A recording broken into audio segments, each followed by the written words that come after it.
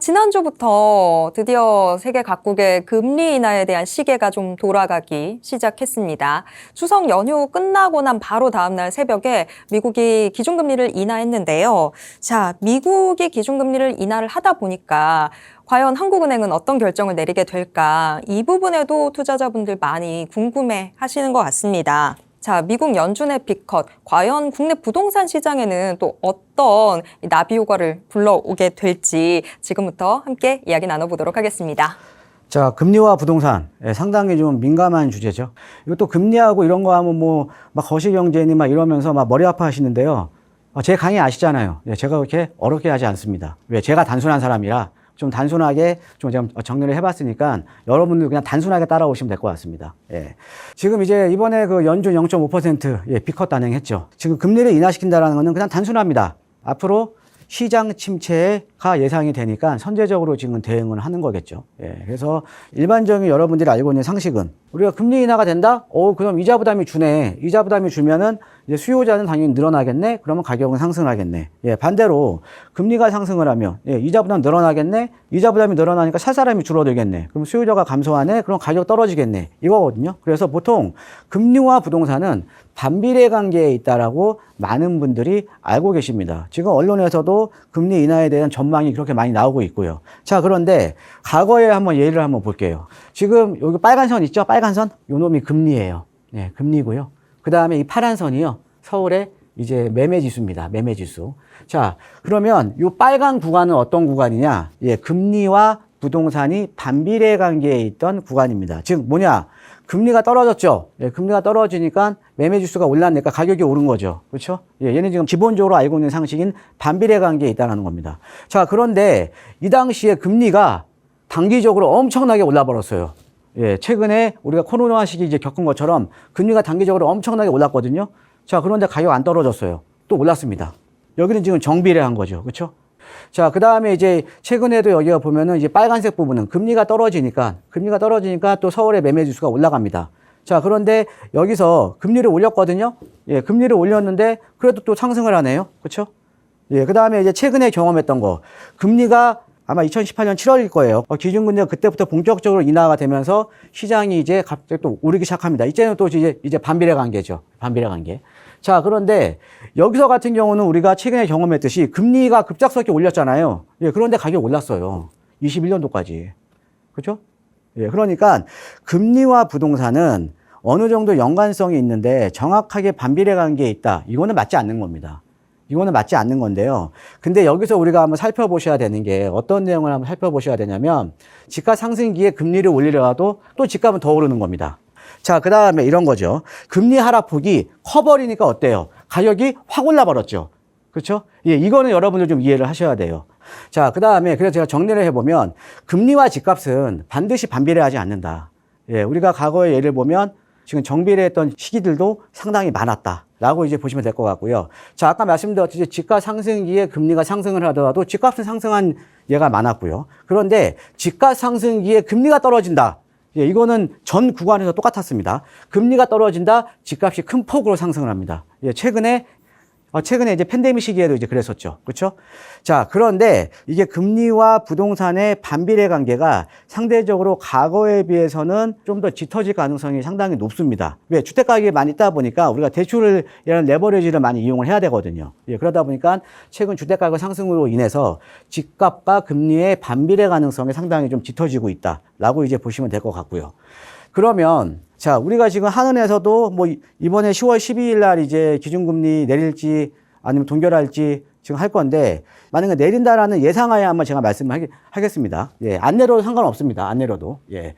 금리에 따라서 주택 가격이 어느 정도는 예측이 가능하다. 우리가 아까 제가 설명드렸던 대로. 자, 그래서 금리 전망이 상당히 중요한데 요 금리라는 거는 우리가 시장 금리가 중요한 거잖아요. 그렇죠? 시장금리라는 거는 기준금리에 플러스 가상금리가 이제 더해서 시장금리가 나오는 겁니다. 최근에 여러분들 올 초말 하더라도요, 기준금리가 3.5%인데, 예, 주담대 금리가 3.8%, 3.9% 이렇게 많이 줬거든요. 그럼 뭐예요? 가상금리가 낮았다라는 거죠. 그러면 기준금리가 하락을 한다라는 거는 과연 시장금리가 앞으로 하락을 할까? 이거를 한번 살펴보자라는 거죠. 중요한 거는. 지금 단기적으로 봤을 때. 자, 한번 볼게요. 최근에 여러분들 이게 지금 가상금리 표거든요. 예, 가상금리 표인데 이 평균선을 놓고 보면요. 가상금리가요. 최근에 여기입니다. 최저치예요. 예, 그러니까는 여러분들 기준금리 3.5%에 주담대금리 3.8% 9%가 나왔던 거죠. 그러니까 가상금리가 사상 최저치예요. 이건 어떤 이제 정책적으로 가상금리를 지금 사상 최저치로 몰고 갔다라는 거죠. 그 이유를 한번 설명을 해드리겠습니다. 올해 초까지만 하더라도 지금도 마찬가지죠. 부동산 PF가 상당히 좀 심각하죠. 예, 그러면 이 부동산 PF 시장을 관리를 안 하게 되면 어떻게 되냐? 장기간 다 무너지게 되는 거죠. 그럼 장기간 공급 부족입니다. 예, 공급이 안 돼 버려요. 자, 공급이 안 돼 버리면 주택 공급도 절벽이 되면서 주택 가격은 큰 폭으로 상승할 수밖에 없다라는 거죠. 그래서 정책적으로 지금 가상금리를 사상 최저치로 몰고 갔던 이유가 뭐냐면 이런 부동산 PF를 관리하기 위해서 가상금리를 가장 낮게 지금 유지를 했던 거죠. 그런데 최근에 보면 여러분들 잘 아실 거예요. 은행권에서 지금 가상금리 지금 올리고 있죠? 그렇죠? 가계대출이 지금 급증해 버리니까 지금 가상금리 올리면서 지금 주담대금리가 지금 올라가고 있는 거 아닙니까? 그렇죠? 가상금리가 지금 최근 최저치이기 때문에 시장금리는 상당히 쌌더라는 거죠. 기준금리하고 비교해 봤을 때. 그런데 최근에 지금 가계대출을 관리하기 위해서 최근 가상금리가 상승세를 지금 하고 있잖아요. 그럼 가상금리가 떨어지더라도요. 여러분 시장금리 하락 안 해요. 올해 같은 경우에는. 예, 그러니까 올해 같은 경우는 금리 때문에 뭐 부동산 시장이 업앤다운이 있다 이거 없어요. 영향이 거의 없을 겁니다. 제가 봤을 때는요. 이번에 뭐 한은에서 10월 달에 기준금리 인하시키더라도 시장금리는 전혀 영향이 없습니다. 우리가 중요한 거는 시장금리니까. 그렇죠? 예. 자, 그런데 항상 제 강의는 반전이 있죠. 예. 하지만 그죠? 예. 미 연준 금리 점도표입니다. 자, 금리 점도표를 보면 2025년도에 3.0에서 3.5% 지금 예상을 하고 있고요. 예. 그 다음에 2027년도에 2.5%를 예상을 하고 있습니다. 자, 그러면 올해 같은 경우는 금리 인하 시켜도 가상금리가 그만큼 오르기 때문에 시장금리는 안 떨어지지만 내년은 어떨까요? 내년은 시장금리가 큰 폭으로 떨어질 수밖에 없을 거라는 거죠. 여기에 맞춰야 되니까 우리나라 같은 경우도. 그죠? 예, 그러면 상승장에서는 지금 하락장이 아니잖아요. 그렇죠? 지금 완만하게 상승하고 있으니까 상승장에서는 시장금리가 크게 하락을 하면 큰 폭으로 상승하는 거 아까 보셨죠? 최근에 또 금리와 부동산이 반비례 관계가 상당히 좀 강해지고 있고요. 또 거기에다가 우리가 내년에 만약에 금리 인하가 본격적으로 시작이 되게 되면 시장금리가 떨어지게 되면 내년 시장에는 강한 반등세가 나올 가능성이 상당히 높다라는 거죠. 자, 그러면은 내년 시장에 강한 반등세가 나온다? 지금 준비해야 되는 거 아닙니까? 시장이 조금 잠잠할 때 우린 지금 준비해야 되는 거죠. 그렇죠? 자, 그리고 일반적으로 보면 또 하나가 또 여러분 또 말씀드릴 게 우리가 이제 금리 하락기에서는 제가 누차 말씀을 드리지만 하급지의 가격이 강하게 또 반등을 합니다. 하급지의 가격이. 왜 그러냐?